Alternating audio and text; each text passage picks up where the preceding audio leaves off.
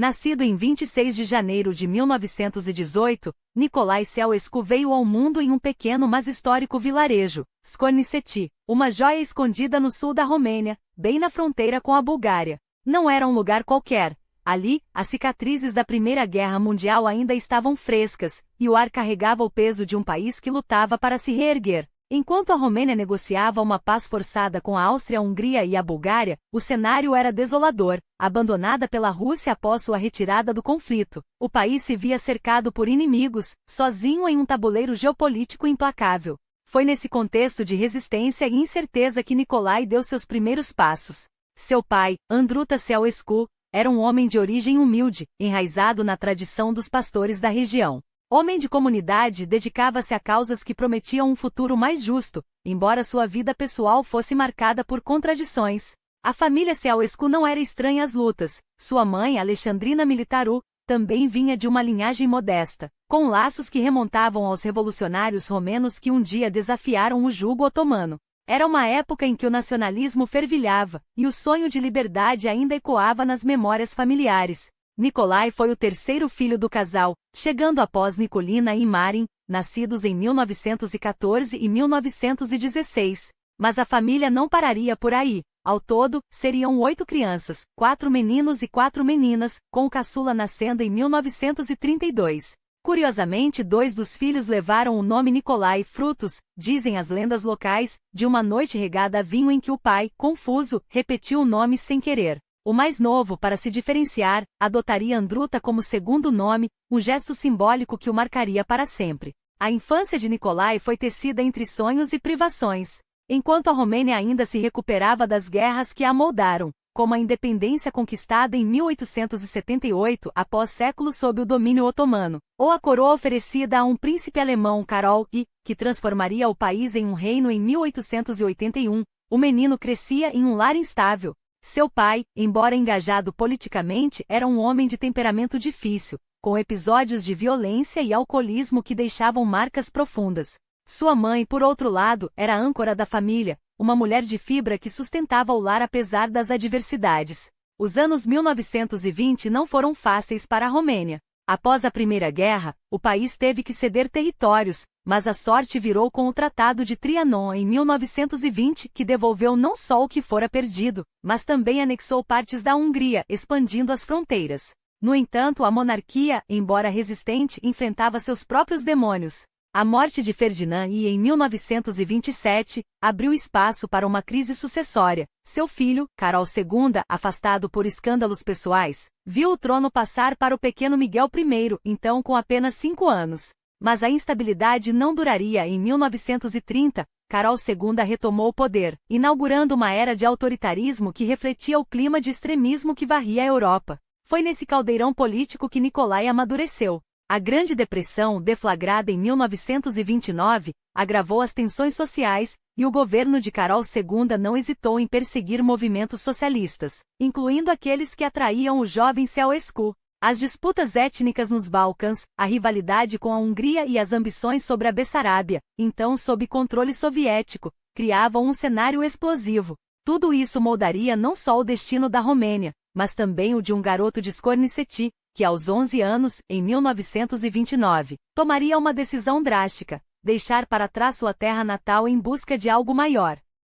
Sua jornada começava ali, entre as ruínas de um império e as promessas de um futuro incerto. A escola primária de Scorniceti havia sido seu primeiro palco, mas o mundo além daquelas fronteiras o chamava. E ele responderia, não como uma vítima das circunstâncias, mas como alguém determinado a reescrever sua própria história. Bucareste não era apenas um destino, era um campo de batalha silencioso, onde o futuro se forjava nas sombras das ruas esburacadas e nos porões das oficinas. Nicolae, com apenas 11 anos e uma determinação que desafiava sua idade, chegava à capital ao lado de Nicolina, sua irmã mais velha, então com 15. Ela já conhecia o peso da sobrevivência, havia fugido da casa caótica do Ceausescu em Scorniceti, onde a pobreza e a instabilidade reinavam, para tentar construir algo, qualquer coisa, na cidade grande.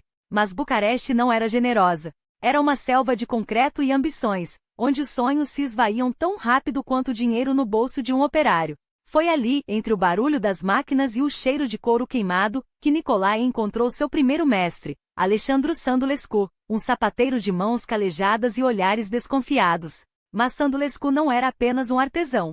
Era um homem com convicções perigosas, um membro clandestino do Partido Comunista Romeno, uma organização nascida em 1921, fruto da fusão entre social-democratas e revolucionários inspirados pelo terremoto vermelho que varrera a Rússia em 1917. O partido era pequeno, quase invisível, mas sua sombra se estendia como uma mancha de óleo sobre as águas turbulentas da Europa. O governo romeno o via como uma ameaça, um cavalo de Troia de Moscou, pronto a infiltrar-se nas entranhas de um país ainda agrário, atrasado, resistente às mudanças que o século XX impunha. E Nicolai, com seus olhos atentos e sua fome de pertencer a algo maior, não demorou a ser seduzido por aquelas ideias. Em 1932, Sandulescu, talvez movido pela simpatia, talvez pela necessidade de recrutar jovens ávidos, o iniciou nos círculos clandestinos. O aprendizado não era apenas sobre solas e cadarços. Era sobre consignas, panfletos, reuniões noturnas em porões mal iluminados. A Romênia dos anos 1930 não perdoava dissidentes. E quando as autoridades bateram à porta, não foi surpresa que o nome de Nicolai aparecesse nos registros da polícia. Os incidentes menores de Bucareste, greves sufocadas, comícios dispersados à bala, eram apenas o prelúdio. Em 1936, após uma série de atos que o poder chamava de subversivos, Nicolai, agora com 18 anos e já considerado adulto perante a lei, foi condenado a 2 anos e meio de prisão. Seu crime? Agitação comunista. Seu destino? Doftan, a fortaleza-prisão conhecida como a Bastilha Romena, erguida no século XIX para abrigar os inimigos do Estado.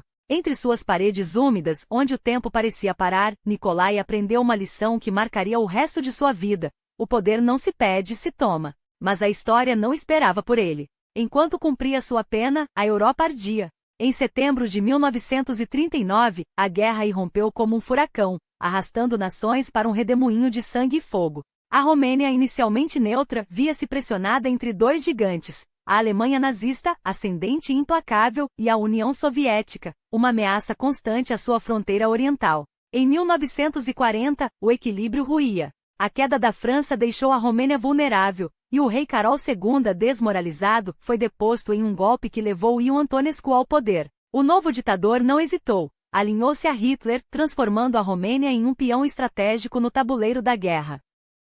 Para Nicolai, preso e esquecido, as notícias chegavam em fragmentos: a invasão da URSS em 1941, a esperança de Antonescu de reconquistar a Bessarábia, a participação romena no cerco a Stalingrad. Mas enquanto os soldados morriam no fronte, ele apodrecia em celas superlotadas, rotulado como inimigo do Estado. Em 1943, foi transferido para Targu Gil, um campo de internamento onde a morte era uma visitante frequente. Foi ali que conheceu Georg Georgioudes, um comunista endurecido, futuro líder da Romênia. Entre as grades, os dois teceram uma aliança que mudaria o curso do país. Porque a guerra, como um rio em cheia, tudo arrasta, incluindo ditadores. Em agosto de 1944, com os soviéticos às portas de Bucareste e a Alemanha em retirada, o rei Miguel I, até então uma marionete, liderou um golpe contra Antonescu. Em poucos dias, a Romênia virou as costas ao eixo e abriu os braços para Stalin. E quando as portas das prisões se abriram, Nicolai Ceausescu saiu não como um homem quebrado, mas como um sobrevivente forjado no fogo da repressão, temperado pela paciência dos que sabem esperar. Seu momento chegaria.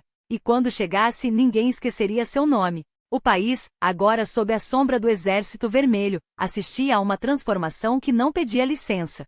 As cidades caíram uma após outra, com resistência esparsa, como se a própria Romênia soubesse que o destino já estava escrito. Até o final de agosto de 1944, a nação estava nas mãos de Moscou, não por escolha, mas por força. E enquanto os tanques soviéticos rugiam pelas ruas, os comunistas romenos, antes uma facção marginal em uma sociedade de camponeses, viram sua hora chegar. Não eram mais os sonhadores clandestinos de outrora, agora, eram os arquitetos do futuro. A monarquia, um fantasma de outros tempos, ainda se mantinha de pé por enquanto. Eleições foram realizadas, discursos proferidos, mas todos sabiam, era apenas uma questão de tempo. E quando dezembro de 1947 chegou, o rei Miguel I foi obrigado a abdicar. A bandeira com o brasão real foi arrastada para baixo, e no seu lugar, ergueu-se a foice e o martelo. Nascia a República Socialista da Romênia, um estado satélite, uma peça no tabuleiro de Stalin, mas também o palco onde Ceausescu começaria a escrever sua própria história.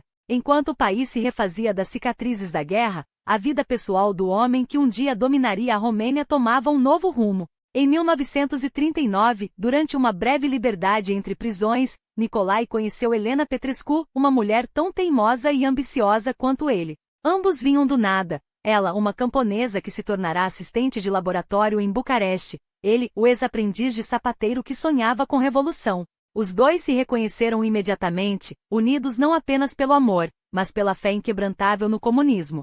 Durante os anos de prisão e clandestinidade, suas cartas e encontros furtivos mantiveram viva uma paixão que era, acima de tudo, uma aliança. Quando Nicolae finalmente recuperou a liberdade em 1944, não perdeu tempo. Em 23 de dezembro de 1946, casaram-se. O futuro já batia à porta. Os filhos vieram em seguida, Valentin em 1948, Zoya em 1949, e Nicu em 1951, enquanto Helena, cada vez mais envolvida na política, transformava-se na sombra inseparável do marido. Mas a família Ceausescu não se limitava ao núcleo doméstico. Irmãos, primos, cunhados, todos seriam, com o tempo, arrastados para o vórtex do poder, tecendo uma teia de lealdades e privilégios que faria do regime não apenas uma ditadura, mas uma cleptocracia familiar.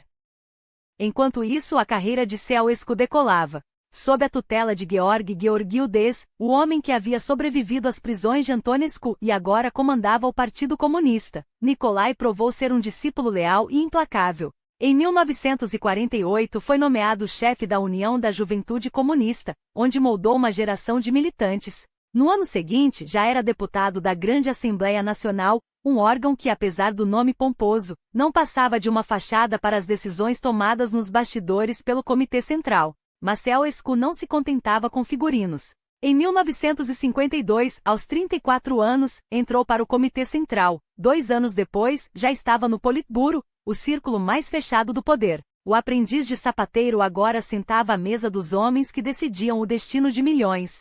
Sua ascensão não foi obra do acaso. Enquanto a facção moscovita, aqueles que defendiam uma submissão total a Moscou e perdia terreno, Gheorghiu-Dez e seus aliados antimoscovitas consolidavam o controle. Ceausescu, astuto, soube navegar essa divisão. E quando o momento chegou, ele não hesitou em usar as purgas do partido como degraus para subir ainda mais alto. Mas foi no campo que Ceausescu deixaria sua primeira marca indelével. Como secretário e vice-ministro da Agricultura, ele tornou-se o rosto da coletivização, a política que, inspirada em Stalin, pretendia transformar a Romênia rural em uma potência industrial. A ideia era simples: unir as pequenas propriedades em gigantescos colcoses estatais, modernizar a produção e liberar mão de obra para as fábricas. Na teoria, era o progresso. Na prática, foi uma guerra. Os camponeses resistiram. Queimaram colheitas, esconderam gado, enfrentaram os oficiais do partido com foices e facões. Mas o Estado não recuou.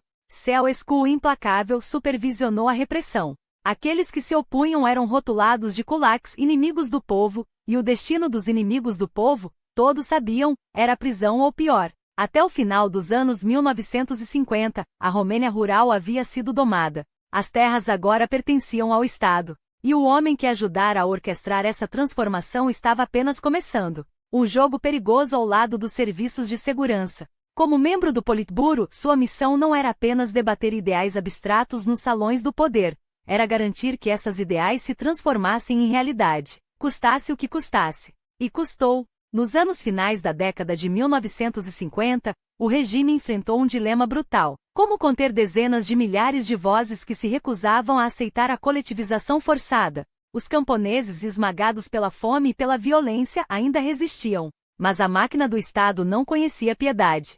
Ceausescu, com suas mãos já manchadas de sangue, aprendeu bem a lição. A obediência não se pede, se impõe. Até meados dos anos 1960, o projeto estava concluído. As terras, agora propriedades do Estado, jaziam sob o controle de Bucareste. As fábricas, erguidas à custa de sacrifícios humanos, começavam a rugir. O progresso, claro, tinha seu preço, um preço pago em lágrimas, prisões e covas sem nome. Mas para homens como ele, o futuro justificava tudo. Até que em 4 de novembro de 1957, o destino quase o arrancou do tabuleiro. Aquele dia deveria ter sido de celebração. Ceausescu e outros altos dirigentes romenos embarcaram em um pequeno Ilyushin soviético rumo a Moscou, para marcar o 40º aniversário da Revolução de Outubro. Mas o avião nunca chegou. Uma falha mecânica, ou algo muito pior, fez a aeronave despencar perto do aeroporto de Vnukovo. Entre os escombros, corpos retorcidos e metal retorcido, alguns sobreviveram por milagre. Ceausescu, ferido, escapou. Outros não tiveram a mesma sorte. Um de seus companheiros morreu no hospital dias depois. Coincidência? Poucos acreditaram nisso. Gheorghe Udez, o líder romeno na época, já vinha desafiando Moscou em silêncios calculados. Ele deveria estar naquele voo. Alguns sussurraram que os soviéticos haviam ajustado a lista de passageiros na última hora. Um acidente conveniente demais. Dez sobreviveu à queda, mas não ao tempo. Em 1965, o câncer no pulmão o levou embora, deixando um vazio no topo do regime. E foi então que Ceausescu viu sua hora. A luta pela sucessão foi feroz, mas breve. Georgi Apostol, vice-presidente do Conselho de Ministros, imaginou-se herdeiro natural do poder, mas o partido escolheu outro caminho. Ceausescu, o homem que soubera navegar entre as facções, que tinha o apoio dos aparatiques e a aura do sobrevivente, foi ungido secretário-geral. A Romênia, ainda de luto por Dez, mal imaginava o que viria. Era a primavera de 1965, e o país respirava uma ilusão de mudança. Afinal, o mundo comunista também evoluía. Em Moscou, após Stalin, falava-se em desestalinização, em reformas, em um socialismo com face humana. Mas Ceausescu não era homem de meias medidas. Enquanto outros líderes do bloco oriental, como o Bristol e Honecker na Alemanha Oriental, se contentavam em ser fantoches de Moscou, ele tinha ambições maiores. Muito maiores. Em dezembro de 1967, consolidou seu poder ao assumir a presidência do Conselho de Estado, sem abandonar o cargo de secretário-geral. Um homem, dois títulos, um objetivo: transformar a Romênia em seu feudo pessoal. E em 1968, o mundo lhe deu a oportunidade perfeita para se libertar de vez das amarras soviéticas. Foi em Praga que a história virou. A Primavera de Praga, liderada por Alexander Dubček, ousou sonhar com um socialismo livre. Moscou não tolerou. Tanques do Pacto de Varsóvia esmagaram o sonho tcheco em agosto daquele ano. Enquanto o mundo assistia horrorizado, Ceausescu viu sua chance. Em 21 de agosto, diante de 100 mil pessoas na Praça do Palácio, em Bucareste, ele condenou a invasão com palavras de fogo. Não era apenas retórica, era uma declaração de independência. A Romênia, a partir daquele momento, trilharia seu próprio caminho. E Ceausescu, o sobrevivente, o estrategista, o homem que aprenderá com Dez a desafiar Moscou, agora se tornava algo ainda mais perigoso, um ditador com ambições de grandeza. Não mais um satélite soviético, mas um tirano com seu próprio império a construir. E como todos os impérios, este também seria erguido sobre ossos. A Romênia não se limitou a palavras. Ela agiu. E a decisão de se desvincular da órbita soviética não foi um gesto simbólico, mas uma estratégia calculada, quase brutal em sua precisão. Enquanto a URSS se afundava em crises econômicas e estagnação, Bucareste florescia, pelo menos nas estatísticas oficiais. Até 1974, o país se esmerava em bloquear qualquer tentativa de Moscou estender suas garras sobre a região. O projeto da ferrovia Odessa-Varna, por exemplo, um corredor estratégico que cortaria a Romênia de norte a sul, foi sabotado com uma habilidade digna de um mestre do xadrez. Ceausescu não permitiria que os soviéticos transformassem seu território em uma artéria de influência. Não enquanto ele próprio sonhava em ser o arquiteto de um destino muito maior. E então veio o Afeganistão. Dezembro de 1979. Enquanto o mundo assistia atônito à invasão soviética, Bucareste foi uma das poucas vozes no bloco comunista a condená-la sem meias palavras. Não era apenas uma questão de princípio, era um recado. O mesmo homem que, em 1968, havia se erguido contra a esmagadora do Primavera de Praga agora se posicionava como o dissidente supremo do leste europeu. Ceausescu não apenas criticava, ele desafiava. E para isso precisava de aliados. Não qualquer aliado, mas aqueles que, como ele, haviam ousado enfrentar o urso soviético e sobreviver. A China de Mao Zedong era a peça perfeita nesse tabuleiro. Desde a ruptura sino-soviética, Pequim se tornará o farol dos regimes comunistas que recusavam a tutela de Moscou. E Ceausescu, sempre o pragmático, viu na aliança com os chineses uma oportunidade de ouro. Em junho de 1971, durante uma visita de Estado a Pequim, ele se sentou à mesa com Mao e Zhou Enlai não como um súdito, mas como um igual. As palavras foram medidas, mas o significado, explosivo. Nós estivemos na Tchecoslováquia poucos dias antes da invasão, lembrou Ceausescu, com uma calma que escondia um veneno. Não havia perigo para o socialismo. Era uma questão de soberania. Uma declaração que, na prática, era um tapa na cara de Brezhnev. A Romênia não apenas rejeitava o modelo soviético, ela agora flertava abertamente com seu maior inimigo ideológico. Mas Ceausescu não parou por aí. Se a China era um aliado estratégico, o Ocidente era um trunfo ainda mais valioso. A partir dos anos 1970, Bucareste começou a tecer uma rede de relações que deixaria até os mais cínicos diplomatas de queixo caído. Os Estados Unidos, outrora o grande satã do bloco comunista, passaram a ser cortejados com uma audácia que beirava a traição. A Romênia se candidata ao movimento dos não alinhados, aquele clube de nações que se recusavam a escolher entre Washington e Moscou. Era uma jogada de mestre. Ao se apresentar como neutra, Ceausescu ganhava espaço para manobrar entre os dois blocos, extraindo concessões de ambos. E quando a oportunidade surgiu, não hesitou em inclinar a balança. Em 1984, enquanto o mundo comunista boicotava os Jogos Olímpicos de Los Angeles em retaliação ao boicote ocidental a Moscou em 1980, a Romênia enviou sua delegação completa. Um gesto simbólico? Não. Uma declaração de que, para Ceausescu, a lealdade ideológica era negociável, desde que o preço fosse certo. Mas a política externa, por mais brilhante que fosse, era apenas uma fachada. Dentro das fronteiras romenas, o regime apertava o cerco. A censura não era um detalhe, era o alicerce. O Diretorato de Imprensa e Publicações transformou a mídia em um coro uníssono, onde qualquer dissonância era esmagada antes de ganhar voz. Mesmo depois de sua extinção oficial em 1977, o controle permaneceu, agora mais sutil, mas não menos asfixiante. Teatros, jornais, rádios, tudo passava pelo crivo do Estado. Até as peças mais inocentes eram submetidas a visionário, um ritual de inspeção onde o menor deslize poderia significar o fim de uma carreira. E quando a crítica escapava, como acontecia nas entrelinhas de algum drama ou sátira, o regime respondia com uma campanha de difamação contra a Rádio Europa Livre, a voz do Ocidente que, através de ondas curtas, penetrava 55% dos lares romenos. Ceausescu não toleraria concorrência na batalha pelas mentes de seu povo. A ironia? Enquanto ele se apresentava ao mundo como campeão da independência e do diálogo em casa, a Romênia se tornava uma fortaleza de silêncio. Um país onde a dissidência era esmagada, a imprensa amordaçada e a cultura transformada em propaganda. Ceausescu havia aprendido com os mestres da repressão e Stalin, Mao, os próprios soviéticos que agora desprezava. Mas ao contrário deles, ele não governava um império. Governava uma nação pequena, pobre e cada vez mais isolada. E como todos os tiranos que se deixam embriagar pelo próprio poder, não via o abismo que se abria sob seus pés. A história, afinal, tem um jeito cruel de cobrar suas dívidas.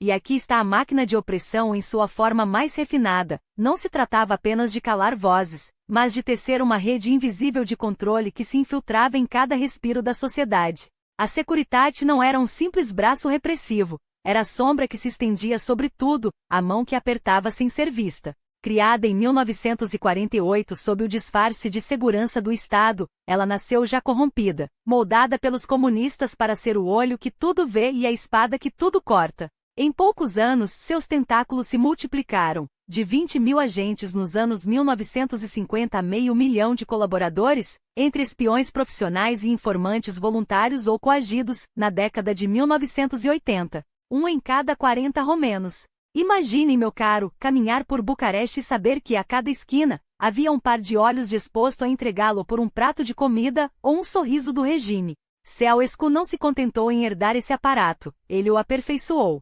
Transformou a Securitate em um monstro híbrido, parte polícia política, parte exército paralelo, parte burocracia onisciente. Seus agentes controlavam passaportes, vigiam estrangeiros, infiltraram-se nas forças armadas e até gerenciavam a economia paralela do medo. E quando a corrupção se tornou moeda corrente? Ora, o regime a institucionalizou. Dinheiro sujo fluía em malas diplomáticas ou dentro de móveis e que assim, a mesma empresa que vendia prateleiras Billy para famílias europeias ajudava a financiar a repressão em Bucareste. A ironia é tão cortante quanto as lâminas da censura. Enquanto o Ocidente comprava a imagem de uma Romênia independente do bloco soviético, Ceausescu e sua clique desviavam milhões para contas na Suíça, enriquecendo-se à custa de um povo que mal tinha o que comer. Mas a genialidade perversa do ditador não parava por aí. Ele entendeu algo que até Stalin demorou a dominar. O poder não se sustenta apenas pelo terror, mas pela adoração forjada.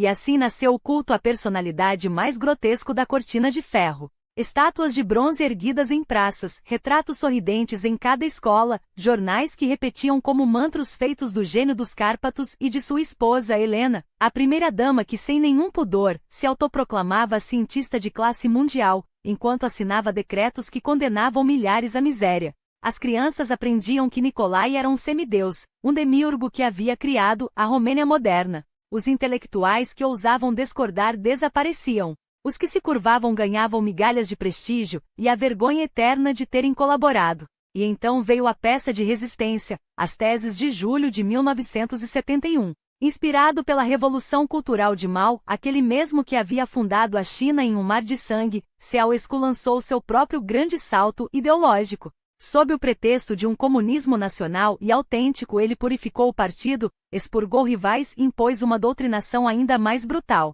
Universidades viraram fábricas de propaganda. Artistas foram obrigados a glorificar o passado dácio, aquele império antigo que convenientemente servia para justificar o delírio megalomaníaco do ditador. A história foi reescrita. A Romênia não era um país pobre e isolado, mas a herdeira de uma grandeza milenar, e Ceausescu, seu profeta moderno. O resultado? Uma nação transformada em teatro do absurdo, onde a fome era disfarçada com discursos inflamados e a dissidência era esmagada sob o peso de estátuas. Enquanto isso, no subterrâneo, a Securitate trabalhava sem descanso, arquivando dossiês, plantando microfones, quebrando almas. Até mesmo os muros tinham ouvidos. E o pior, quando o regime ruísse em 1989, muitos daqueles que haviam aplaudido o ditador simplesmente trocariam de lado, como baratas fugindo da luz. A corrupção, afinal, era o único legado que sobrevivia intacto. 30 anos depois, a Romênia ainda lutava para sarar as feridas de um sistema que havia podrido até a medula.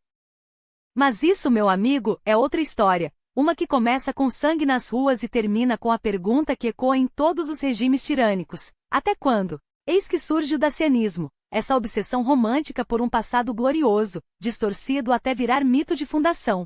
Como se a Romênia precisasse de mais uma fantasia para justificar seus horrores. E não bastasse imitar a Revolução Cultural Chinesa em sua paranoia purificadora, Ceausescu ainda sonhava em replicar seus métodos, só que sem o banho de sangue explícito. Que alívio, diriam os acadêmicos, que previam entre 1 e 2 milhões de vítimas. Mas não se enganem, a violência estava lá, só que mais sorrateira, mais burocrática. E enquanto o ditador se espelhava em Mao, um de seus filhos, sim, aquele mesmo que ele mandara para a China como embaixador da loucura, morria lá, vítima do próprio sistema que o pai tanto admirava. Ironias do destino, não? A Romênia, porém, já vinha de uma tradição, a de copiar os erros alheios e chamar de progresso. Na economia não foi diferente. Nos anos 1950, o país ainda surfava na onda da coletivização forçada, daquele jeito soviético que transformava camponeses em números e terras em fazendas estatais. Nicolai, é claro, estava no centro disso. E por um tempo, oh, que ironia, até deu certo.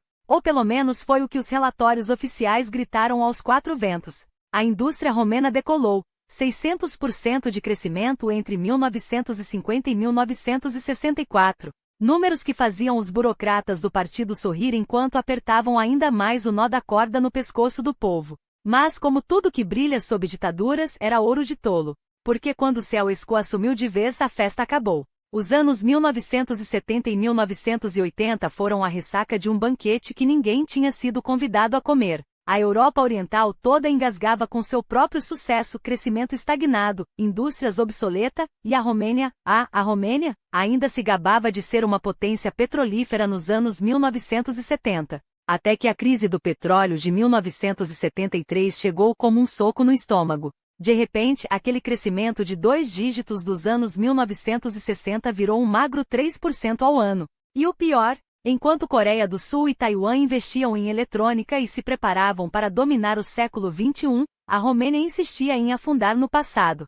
Foi então que o gênio econômico de Ceausescu brilhou em toda sua glória. Vamos pagar a dívida a qualquer custo. E que custo foi esse? 10 bilhões de dólares em empréstimos dos anos 1960, uma fortuna para a época, que em 1981, levaram o país a joelhos diante do FMI. A solução? Austeridade. Mas não aquela austeridade de cortar gastos supérfluos, não. Era a austeridade de deixar o povo passar fome. Preços dispararam, salários congelaram e a agricultura, aquela que já sangrava há décadas por causa da industrialização forçada, entrou em colapso. No meio dos anos 1980, a Romênia racionava até o ar que respirava. Pão, açúcar, leite, luxos.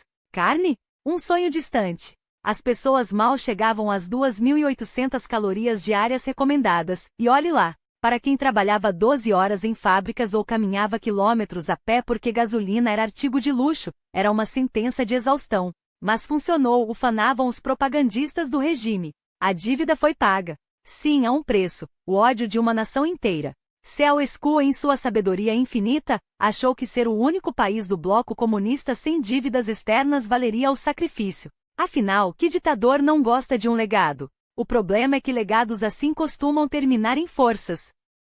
E como se não bastasse esmagar a economia, o conductor ainda tinha uma obsessão demográfica. A Romênia era pequena, sim.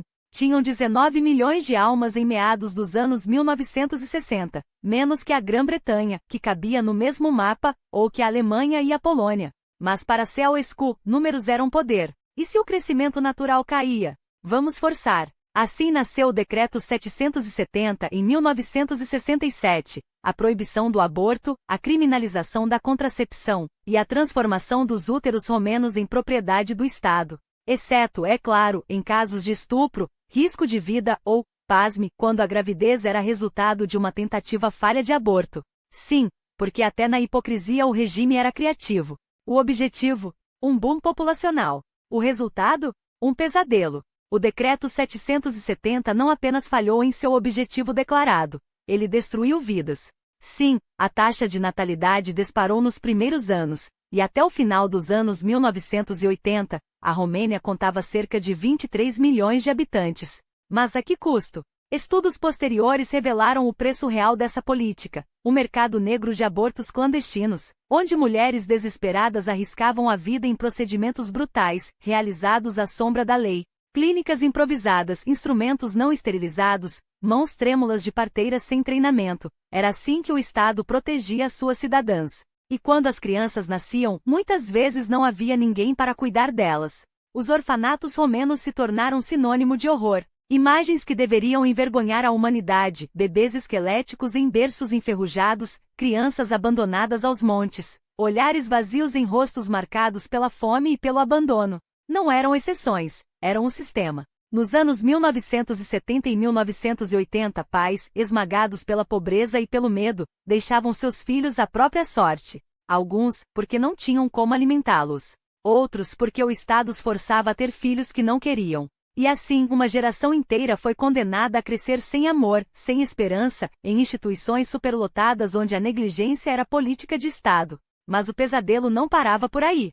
Enquanto Ceausescu se gabava de seu milagre demográfico, ele também apertava o cerco sobre outro alvo, a minoria húngara. Aqueles 6% ou 7% da população que há séculos chamavam a Transilvânia de lar. O Tratado de Trianon em 1920 havia dado à Romênia terras antes húngaras, e com elas, uma população que nunca se sentiu verdadeiramente romena. Para Ceausescu, porém, a Grande Romênia não tinha espaço para identidades divididas. A língua húngara foi sufocada nas escolas, a cultura húngara foi apagada dos livros, e as instituições que a preservavam foram esmagadas. Não bastava assemelhar, era preciso destruir. E então veio a sistematização, um plano sinistro para diluir as comunidades húngaras, espalhando-as como sementes ao vento enquanto traziam colonizadores romenos para ocupar seus lugares. Intelectuais húngaros foram perseguidos, acadêmicos silenciados, e qualquer voz que ousasse reclamar era rotulada de separatista. Tudo em nome da unidade.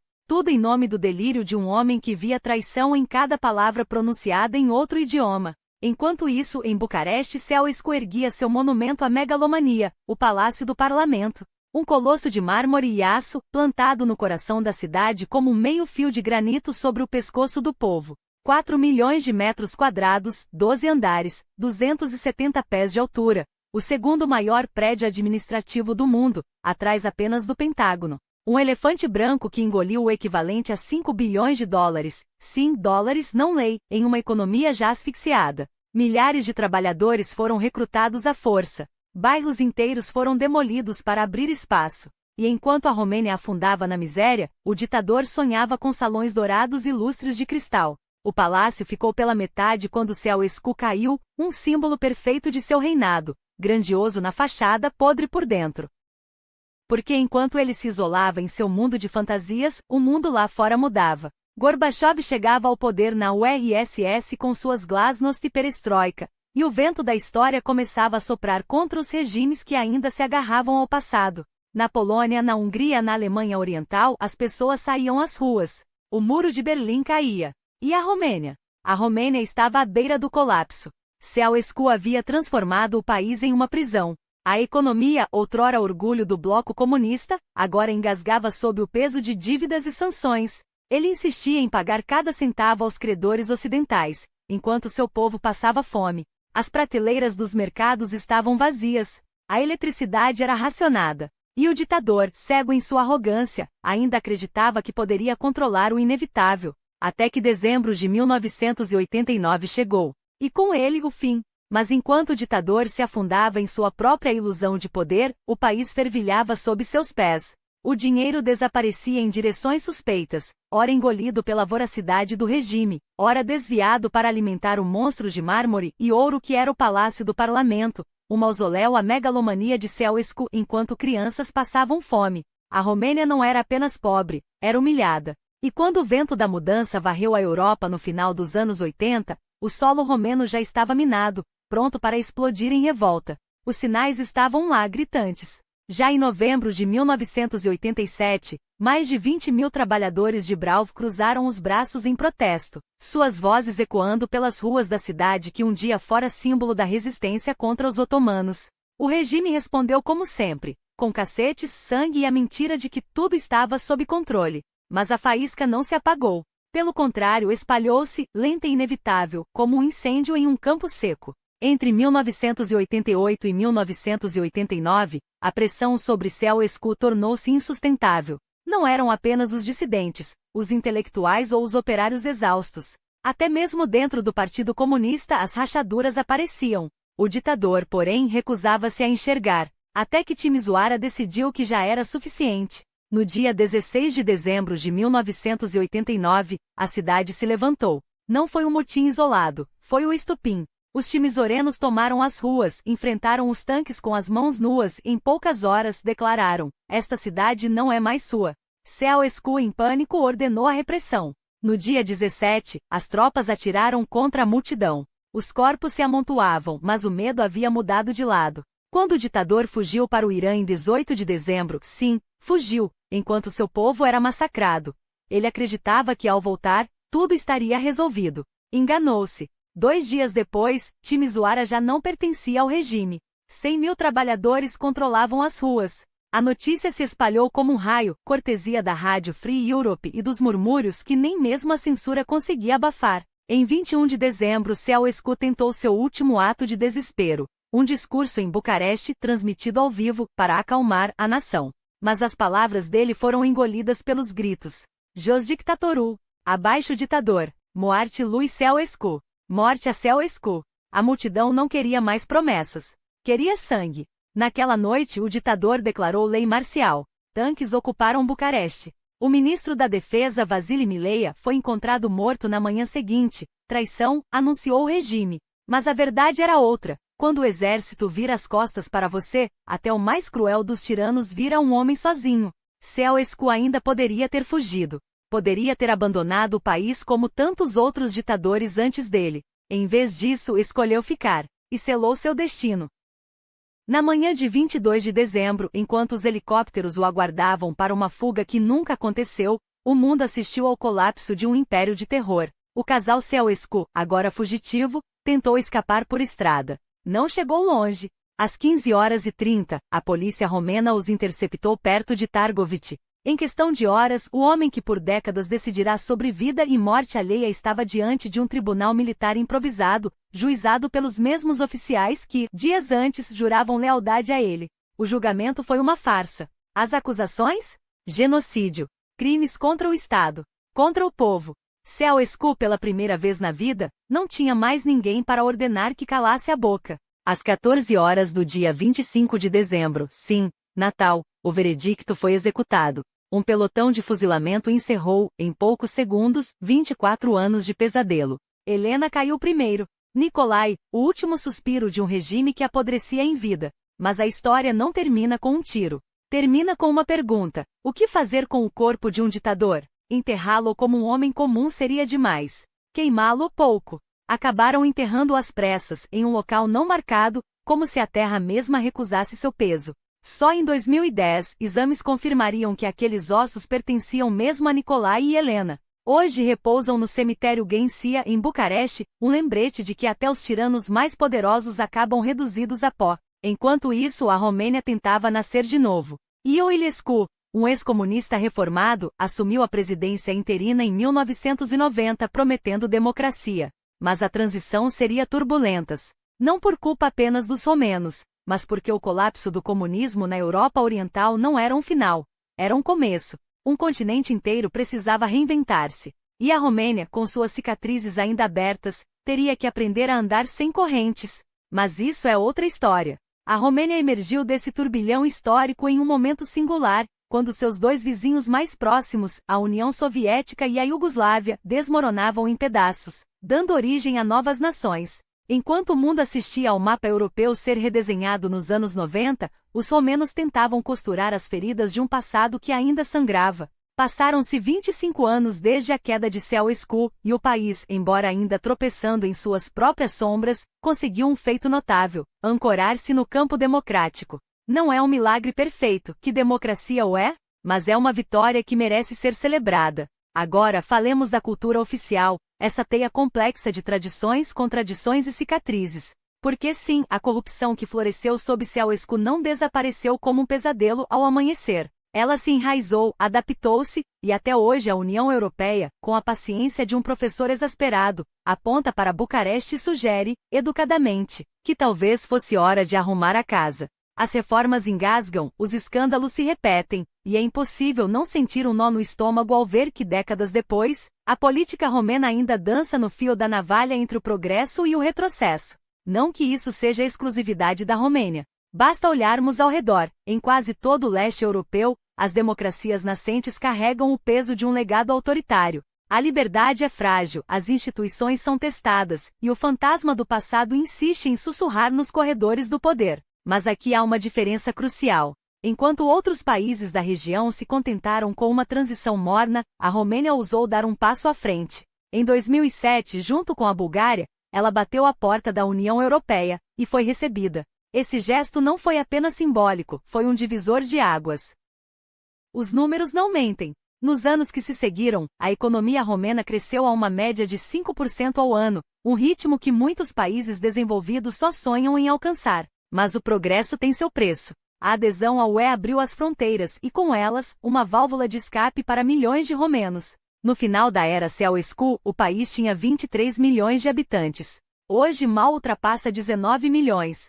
É uma hemorragia demográfica que dói, especialmente quando se olha para o mapa e se vê um território vasto, de terras férteis e clima ameno, quase despovoado em comparação com seus vizinhos. E é aqui que voltamos a Nikolai Ceausescu, porque sua história não é apenas a de um ditador, é a de um homem que, diferentemente de seus pares no bloco soviético, não teve a sorte de se aposentar em paz.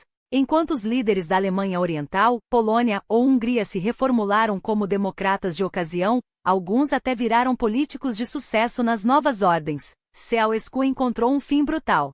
Julgado, condenado e executado em 1989, seu destino foi selado não pela crueldade do acaso, mas pela fúria de um povo que não tinha mais nada a perder. Por que ele?